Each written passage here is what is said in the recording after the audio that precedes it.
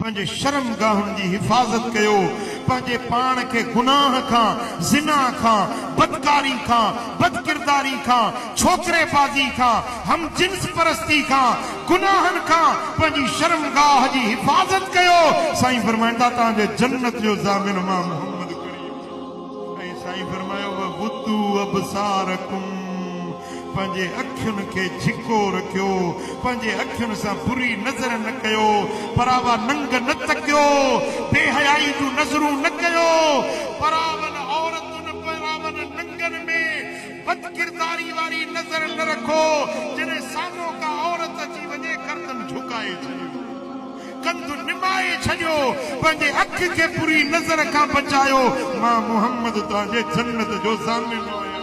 मुझो सोनो नबी तो फरमाए वकुफू ऐदियकुम, पंहिंजे हथनि खे ॿियनि खे ईज़ाइण खां, ॾुखाइण खां, तकलीफ़ ॾियण खां पंहिंजे हथनि खे रोकियो।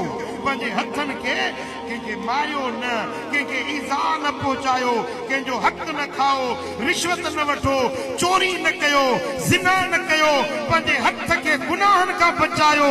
मां मोहम्मद करीम तव्हांजे जन्नत जो ज़ामिन